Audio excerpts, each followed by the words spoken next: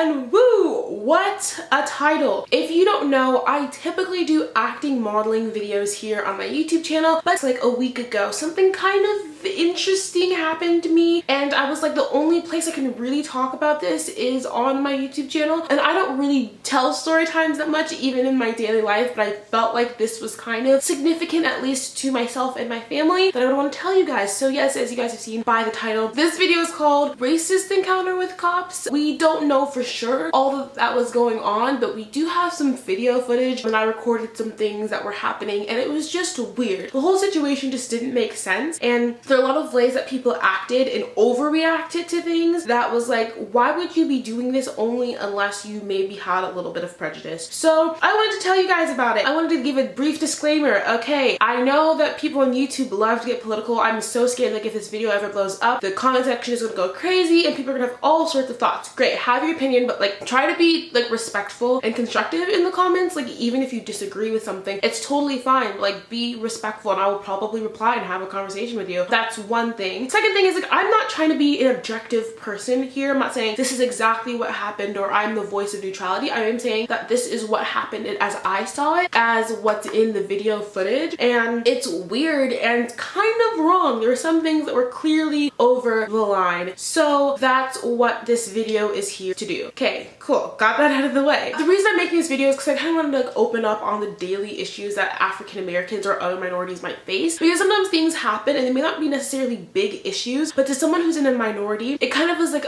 a reason or another reminder that you are in a minority and people aren't always free of prejudice. And so I was talking about this incident on my Snapchat, and this kid swiped up and he was like, do you really think that this happened because the cop was racist? And I said, yes, I did. And I was like, but if you disagree with me, we can have a conversation. And he never replied. And that to me is like not to like dig at the kid or anyone else, but it just shows that people are kind of like unwilling to have this conversation and to really go back and forth about the ideas, and that's concerning to me. So I just wanted to put this out there to my platform, because that's all I can do is share with the platform that I have, and hopefully that makes a difference. Okay, without further ado, I'm going to go into this video. I hate long intros. While you're here, please like and subscribe. I do acting and modeling if I haven't already said it, and check out my other videos because I just kind of share about my life and share what I do. Without further ado, let's go into the story time. So just to recap, here's like a picture of my family. We've been living in this house, or like we're renting this house, and I think we've been here for like 6 months, 8 months, something like that. We're kind of new relative to other people in the neighborhood, so like people like know who we are but not really know who we are, but they know the other people who live here a lot better,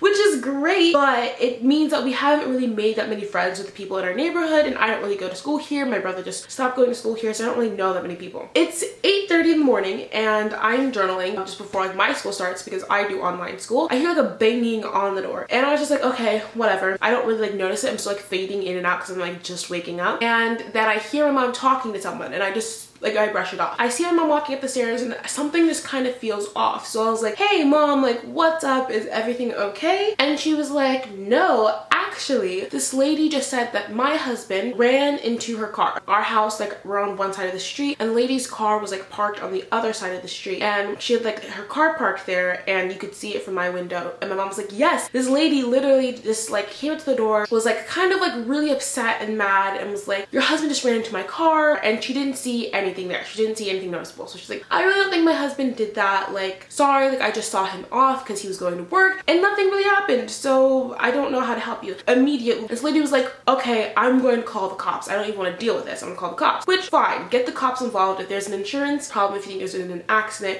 and the other party isn't really admitting it, then you should definitely get the cops involved, have like a third neutral party who can kind of like scope out the situation, because that's the key. Neutral party. Okay, so my mom didn't exchange information with the lady or whatever, because she's like, I don't really think did it, like he would have like known if he did it. For more context, this is a picture of my stepdad's car. His car is a pretty big car, and it's like a heavy car. It's like an older van, and so my mom was like, well, if he'd hit your car, like you would have seen dents, he would have felt it. His car is too big for him to have hit you and left for work without noticing anything. But the lady was like so certain that like he hit her car, so she went, call the police. You guys can see in this footage right here that as she was waiting for the police, some of the neighbors started coming up and she started talking to the neighbors. And I don't really know what was said to the neighbors, trying to see like what they saw of the situation, or if they saw, or what they saw, or something, but like I don't really know what they're talking about. So the neighbors have been watching, they saw something happen, and she's talking to them. And eventually, as you can see, I think here, the cops pulled up, and one lady cop like comes out and starts talking to, I'm gonna give this girl a name, I'm gonna give her a name, Karen.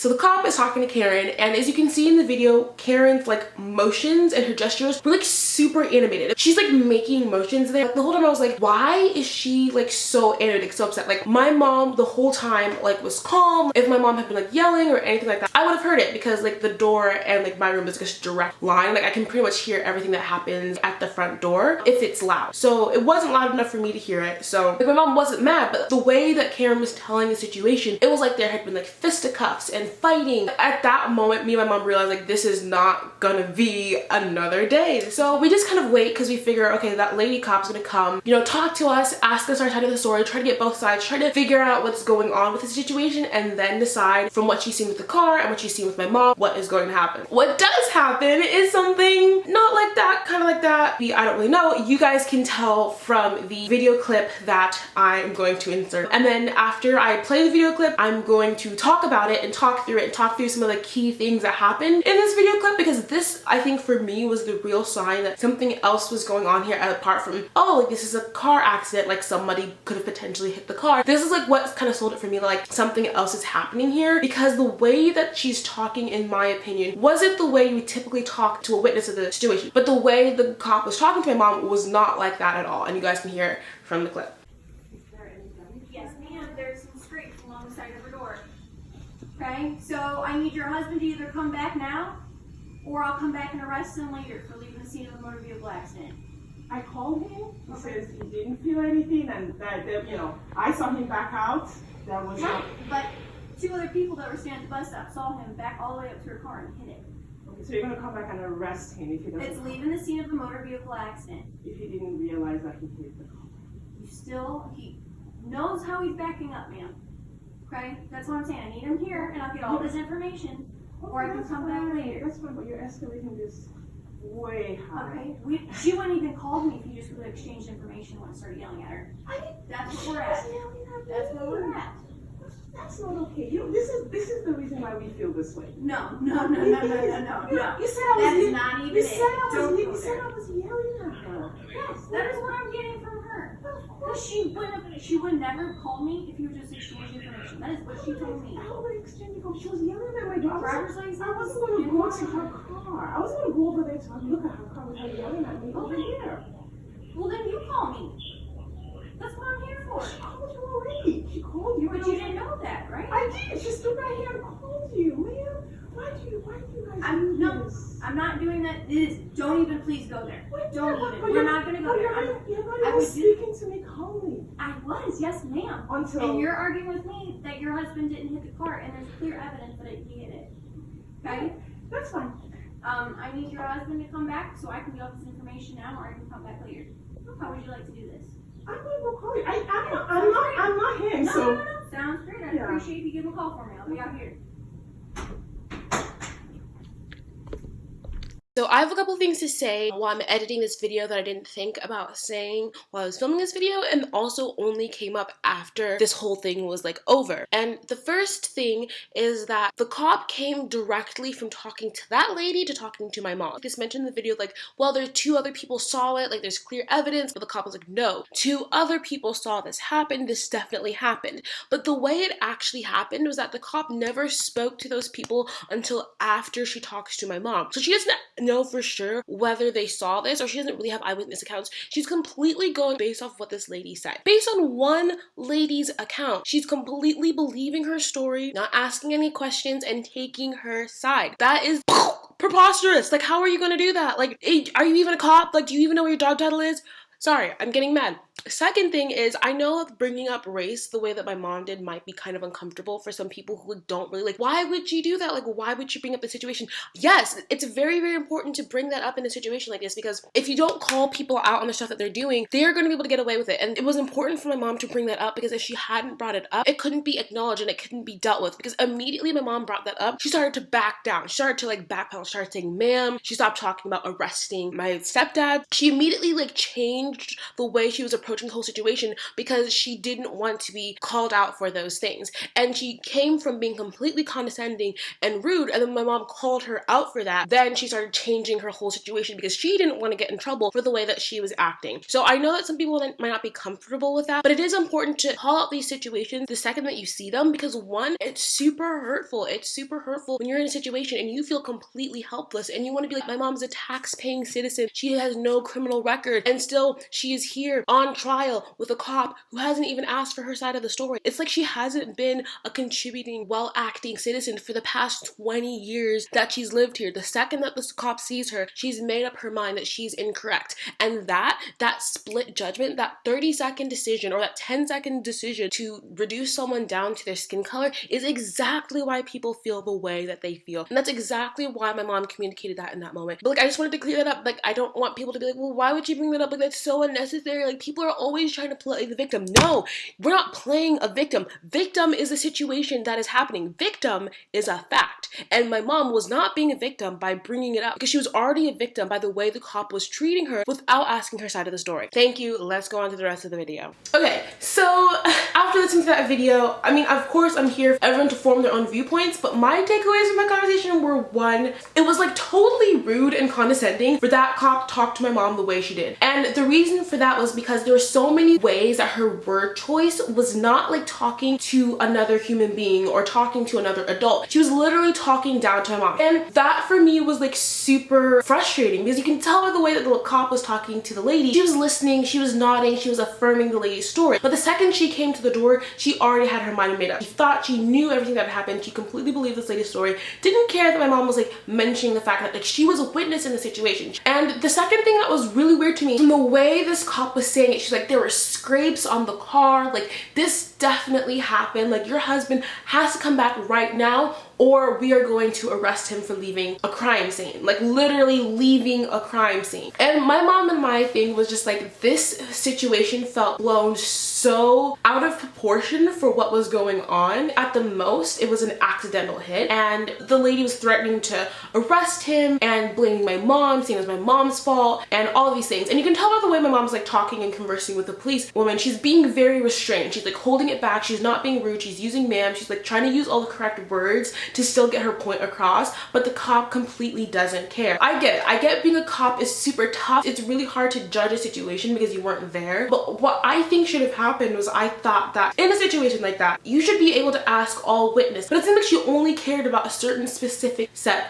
of witnesses. So my mom's like really frustrated, really upset. She's like kind of fuming at this point. So she calls my stepdad, and my stepdad doesn't pick up. And as you can see in this clip, she goes to show the cops that like he didn't pick up. And at this point, there's another cop car pulled up. So there's two cop cars sitting in front of my house, 9:30 a.m. on like a Tuesday morning. And it was just such a huge situation for a scrape on the car. And the way that the other lady, the Karen, she was just like sitting there like, yeah, like this is, yeah. This is what happens. This is what happens when you hit my car. And let's keep in mind, my mom kind of like knew where Karen was because there was no one standing there when my mom saw leave. The only way she could have seen the accident happen without my mom having seen her was her being like sort of further away, perhaps at an angle where it like looked like he hit her car, but like maybe it actually didn't. That's probably what she saw, but it doesn't necessarily mean that it happened. From what the car is looking like, it didn't happen. But anyway, I digress. So this other cop car pulls up and my mom and I are freaking out. Like, I'm like freaking out internally because like, why are there 2 cop cars needed? What is going on? Like, did she call for backup? Like, why is there another guy here? So these 2 cops like head up to the door, and as you can tell like in the videos, there's like so much tension there and so much stress, because when you're in this situation and you hear so many things on the news about cops being unjust and about these things happening, and you're so educated on it, you have no idea what's going to happen. You have no idea what can happen to you for just simply saying that you have a side of the story that doesn't agree. And unless they have evidence that can make sure that this lady, what she's saying is correct, you're not going to give in and say that, yes, I take responsibility for hitting her car. When these 2 cops came to the door, it was like, oh crap, like what do we do? And so this is like the conversation between the second cop and my mom. And I think you can tell she's like a little bit more heated here because this whole situation is just ridiculous. And this is just like what happens. A little bit of stuff, Mark.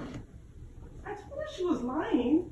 And she started yelling at me. I don't know what she's talking about. Okay. Yeah, I watched him back out. But anyway, that's me. There's a little bit of stuff, Mark, that I'll probably rub out with some wax. But that's not even, it literally was not necessarily from him. That's not him. Like, I know. he's, Could not be. What's your husband's, so then what is all this about? Why is everybody here? I come over here, I do accident reports. I come over here because I thought it was a major accident report with a lot of damage. This one is harassing me, calling the cops on me. The other cop is yelling at me. I'm not going to yell at you. What's your husband's? I'm going to give you my card. Have your husband give me a call in the morning or when I come in. So she's not coming back to arrest him because that's what she told me. No, nobody's going to arrest him. Oh, really? Okay, great. Because then I get to make this my story that woman told me she was coming back to arrest my husband because I argued with that person over there. This is my report now. I'm sorry. I apologize. Nobody's getting arrested. Oh yeah, but I'm going to talk about it because this is not okay. I don't mind. What's your husband's name? Kent, K-E-N-T. What's the last name? Curry, C-U-R-R-Y. R-R-Y? Mm-hmm. What's your address here? 900 Tower Place. Okay. Unless you're telling me all this just to get my information, just to get his information and do what you need to do. But No, that's okay. there's a little bit of stuff on it that's going to rub out with some wax. If he even did that. Yeah, if he even did it. If he even did that. In my opinion, he didn't even do that. But okay. What's a good phone number for you or home or? You can use my number, 636-697-3243. 3243. I'm going to write her name and phone number down. If he wants to call her later, he can. He's not going to. We're not calling her, so don't even bother. I don't blame him. She came over here and yelled at me and then called the cops on me. That's great. Okay. There's no way I'm going to call her. What time does he leave for work? Sorry? What time does your husband leave for work? So basically the cop sort of like explains the situation to my mom. He's like trying to basically like talk her down and be like, well, actually like I looked at the car and like I was expecting it to be like a big huge thing. Like I was expecting it to be like a dent in the car's totaled, like this kind of thing. And it wasn't. It was literally like not even a scrape, it was like a scratch on the car door that could have easily come out with wax. And this is what he explains to my mom. And at this point, I'm like, so you mean to tell me that this lady called the cop, is talking heatedly to the cop and to all of our neighbors who already like don't know us, getting like eyewitness reports and saying that this happened, saying that she saw like tracks on the ground that made sure he hit her car, using all these motions just for a scratch. A scratch that could have come out with wax. And let's keep in mind, my stepdad's car is already so big and massive that if he were to have hit her car, you would have noticed. You would have seen at least a dent, at least a little like indent, like in the door handle. But no, it was a scratch. And, like cops like saying all of this to my mom, like it takes like a while to realize that like, no, like you're not in trouble. Like this whole situation was blown up. So like why did the cop come over here to the front door and be like, yeah, there was a scratch on the door, like I'm gonna arrest him, like you can't do this, like it's a hit and run, like it's your fault. Why would you come over here, believe that other lady's story when there's barely even enough evidence to like say that that was a thing that definitely happened? So my mom was like still suspicious about like the whole situation because like if she like, gives the wrong person info, they can still write it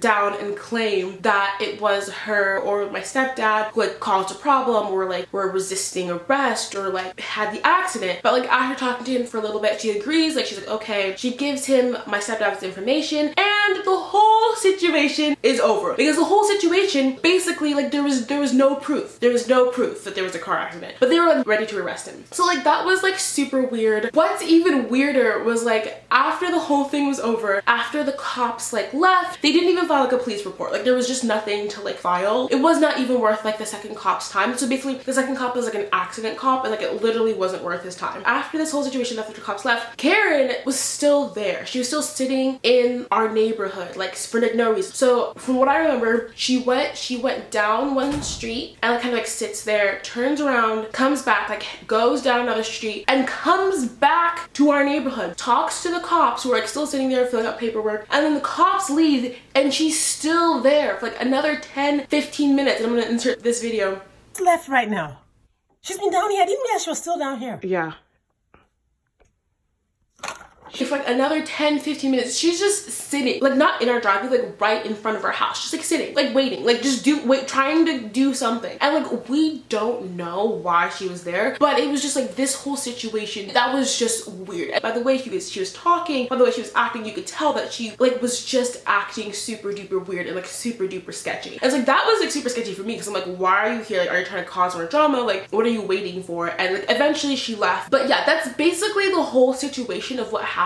There's always been a situation where when cops are called to any place that like I'm in, I immediately know that like I have to pull myself together and like act super great. And I know it kind of sounds exaggerated because like we live in 2019. Why would I have to act like that? But there's certain situations where it can escalate so quickly over nothing because people have prejudices and people have biases. And even if it had been my stepdad's fault, there was nothing to even like file for insurance for, like to really like say, because it was a scratch on the car. It was literally a scratch on the car. So that was just like super weird and super frustrating. It was just like another reminder, like a little ding that stuff like this happens and people will like unjustly judge you before they even know you without actually getting to know like what a sweet person my mom is and how educated and how respectful and how knowledgeable she is. And in my opinion, the first lady was just like out to get insurance money. Like she was out to scam, she was out to play us for our money, because there is no reason that you're really gonna make that big a deal, like talking super exaggerated, like causing all this drama, unless you're trying to get money. Like that's just what I think that is. And then there was no reason that the cops shouldn't have at least been willing to talk or at least use a respectful tone. I think people need to understand how they are appearing to someone else of color. Like if you're a cop, you're a person with a significant amount of power and you're able to do things because you have the law behind you. And you have to realize that and recognize that when you're talking to someone and approaching someone, you have to make sure that you seem completely neutral. And this lady was not even trying to seem like she was completely neutral. And you can tell, especially by the way that the second cop comes in, it's like a night and day change between the first lady and the second lady. And there was no reason for that. They both saw my mom for the same amount of time. I'm still like thinking about whether I'm gonna upload this video because it's kind of like very racially charged, but I think it's really important that stories like that get out there so people know what to do. Like when you're in that situation, be as respectful as you can. But honestly, like sometimes people don't even care about how respectful you are. They already have their mind made up to record, get as much footage, like get as much evidence as you can for your own side of the story, just to cover your own back. Just know that sometimes things happen and it's not because of you or you're doing anything wrong. It's just like how the world works. And we're growing up 2019 and it's such a good thing, but it's also important to be aware that not everything has been fixed. Just because Obama was president doesn't mean that everything's better for everybody all the time. Sorry for that video. I hope it wasn't too dark or anything like that. I hope you guys can learn something from it. If you've had a similar experience, like literally tell me below, reach out to me. I love like talking to other people's experiences and like maybe like I can offer some advice or I can learn from your story. And yeah, if you guys want to see more of my videos, be sure to subscribe and leave me a thumbs up. I guess those things are kind of fun. Apart from that, I will see you guys another time. Ciao!